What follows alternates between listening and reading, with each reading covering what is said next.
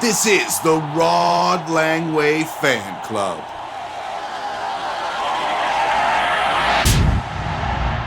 Welcome, everybody, to the Rod Langway Fan Club podcast. I am your host, Jeff Roman. It's our special 2024 summer recap. And I'm your hot and sweaty co-host, Mark Chagnita. Happy to be back. I'm your equally hot host, John Snowden. It's great to see you guys. Did you guys have a nice summer? Wonderful summer. By happenstance, we were all back in the native land of Canada for the summer. It was wonderful to be home. Well, I know you guys were attending the wedding of our investigative reporter, Connor Morrison. I saw some photos online. Yeah, that was an amazing wedding. It was quite an affair. And I also spent some time in Jeff's hometown of Stratford, Ontario, also the home of the Stratford Streak Howie Morenz. So that was quite a treat. That's right. And Mark, we ran into each other at the Vancouver airport. That was so random. 2 a.m. flight. I walk down to my gate and I see Jeff sitting there, and you're blind as a bat, so I don't think you spotted me right away. But that's kind of cool. On different flights at the same time. That was weird. It's amazing. It's crazy to be back, and we're back in the studio, at least for today. Yeah, we're on some of the old gear. We had to sell some of the fancy new gear we had acquired, but we are back, and the studio is more or less functioning, so bear with us here if there are any technical difficulties. And a lot has happened since we've talked to you, dear listeners. Yes, it has been quite a long time. The Stanley Cup, of course, was awarded to the Florida Panthers in a very exciting series. It ended up going 7 games after the Edmonton Oilers were down 3-0. They did make a heck of a series of it, but eventually fell short in the end. So congratulations to the Florida Panthers. Yeah, so Mark, you were in your hometown of Edmonton, and how are people feeling back there? Well, I will admit I rubbed a little bit of salt in the wounds of some Oiler fans. It's a mix. People are really disappointed that they came so close, didn't win, but at the same time, really looking forward to this season because they've got to be a top contender again this year. John, were you a bit surprised that McDavid won the Conn Smythe? I mean, I wouldn't say surprised. A lot of people were saying that it was likely he would. I'm not sure I entirely agree with it because I think Florida had a lot of good players. I love Barkov. I love his game so much. And in the playoffs, he's such an important player. For the Oilers, it's going to be a long road ahead for them to get back to the Stanley Cup final. But if there's a team that can do it, it could be them. Yeah, I think that road got a little bit bumpier because they got a little bit of an August surprise courtesy of Doug Armstrong. 2 offer sheets on the same day, and they let both guys walk, Dylan Holloway and Philip Broberg, heading to St. Louis. One of the biggest stories of the summer was the NHL draft. The San Jose Sharks selected Macklin Celebrini first overall. He was the clear-cut number 1, no surprise there. And nice to see San Jose get that franchise cornerstone after some really dark years. Yeah, I mean, I really do think he is that type of player. He's been compared to some big names, Sidney Crosby, Jonathan Toews. We'll see if he can get there, but certainly a huge piece for this team moving forward. And at number 2, Mark, the Chicago Blackhawks drafted a pretty big defenseman. Yes, they go with the Belarusian Artem Levshinov, right-handed defenseman. Those guys are hard to come by, and he's going to be a cornerstone on that back end for them. Yes, I mean, obviously they drafted Connor Bedard as their cornerstone centerman. Could this be their next Duncan Keith? It seems like he's very good on both sides of the puck, so a lot of questions remain, but there's some optimism in Chicago. And going 3rd overall, we have Bennett Seneca from the Oshawa Generals, who went to the Anaheim Mighty Ducks. Yeah, there were audible gasps when he was picked. He was a big surprise at number 3. Late riser, lots of potential, though. Absolutely. He's a big body with great hands. He still needs to grow into his frame, but I think this is a pick that could really turn out good for Anaheim in maybe 2 or 3 years. Going 4th overall to the Columbus Blue Jackets was a big center, Caden Lindstrom from the Medicine Hat Tigers. Yeah, he's an absolute specimen, big physical centerman. There are some concerns, though. He has some back issues that are flaring up once again. Doctor reports said it should be fine, but now he's going to be held out of the rookie stuff at the start of the year. So I don't know. That could be something that plagues his career. Yeah, hopefully that's not the case and he develops on schedule.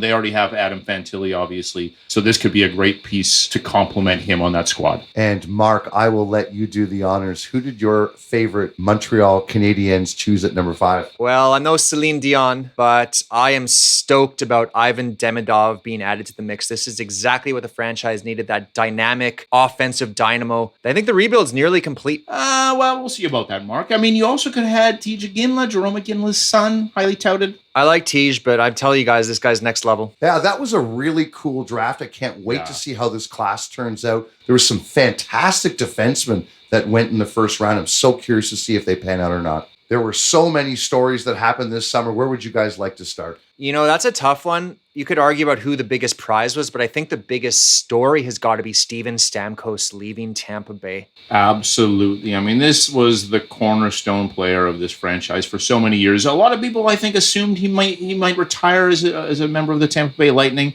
but he has moved along. He is now a member of the Nashville Predators. It's quite a story. I can't believe Stammer's gone. The captain's gone. Yeah, it's going to be so weird seeing him in another jersey. But, Tampa Bay still thinks their window's open, and they felt like they had to make a big move, and this certainly is. Nashville's got their own aspirations, obviously. Yes, they do. They also picked up Jonathan Marchessault, off the Vegas Golden Knights, a former Conn Smythe winner. He's a gamer. They looked like they're primed and ready to go. Yeah, Barry Trotz came out swinging as general manager, made a couple of big signings, signed UC Saros to that big 8-year deal. Askarov, the young potential goalie, gets dealt. Unbelievable offseason. Yeah, let's swing back a little bit to Tampa Bay, though. They let Stamkos walk, but they had some money to throw around with him leaving town, and they spent it on maybe the biggest acquisition of the offseason, Jake Gensel. Yeah, I'm really curious about this. I'm just wondering, I know Gensel's younger, but how much of it is an upgrade for Tampa Bay? It's arguable. Obviously, Gensel, proven playoff performer. He can pot 40 goals. But I feel like they're losing the heart and soul of the team with Steven Stamkos. They're also losing Mikhail Sergachev. Yeah. They traded him to the Utah Hockey Club, I guess they're called. Utah Hockey Club, making a splash. They acquired J.J. Moser and... Connor Geekie was also in that trade, former 11th pick overall. Yeah. So, I don't know. We'll see how this all shakes down at the end of the day, but a lot of flux going on in Tampa Bay, to say the least. And I just want to get this on the record. I really feel like Julien Brisebois is got to be one of the most overrated managers in the NHL right now. I really don't like what he's done the last few seasons with Tampa Bay. I think this team is trending down, and they're trending down fast. Ooh, that's pretty harsh, Mark. We'll have to wait and find out. Guys, let's talk about goalies. You know I love goalies, and this summer we saw some goalies changing teams. Probably the biggest, Markstrom goes to New Jersey. This is one that we were calling for last year at the trade deadline. It finally happened this offseason. Yeah, he was definitely the biggest prize available. I think New Jersey is primed to have a great bounce-back season, and Markstrom's be a huge part of that.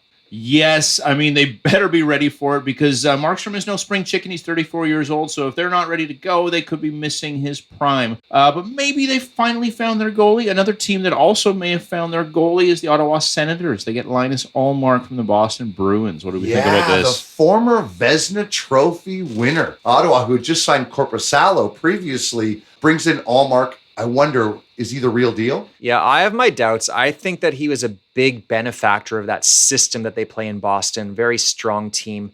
We're going to find out, though. We're going to find out what he's made of. Yeah. I would not be surprised if he had a down year and it was just another swing and a miss in the crease for Ottawa. I wonder. I'm very excited about this move for Ottawa. Yeah, but Ottawa does seem to be a place where a lot of players go to die. Especially goalies. So, I'm not terribly optimistic, but I do hope for the best for the Ottawa Senators. And the Boston Bruins might have a problem on their hands. Yeah, you got to wonder, maybe they should have locked up Jeremy Swayman and then traded Ullmark because now they're in a deep contract negotiation, and it sounds like Swayman could be asking for $10 million a year. Yeah, thankfully he's just an RFA, so it's not do or die, but yeah, it's a big deal. Yeah, I am really shocked that the end of summer, Swayman isn't signed yet, but hopefully by the time training camp breaks, he'll be there. Okay, so Jeff, we were sort of in the goalie wheelhouse there for a bit. Can we get into the Winnipeg Jets adjacent wheelhouse here? Do we have to? I would like to.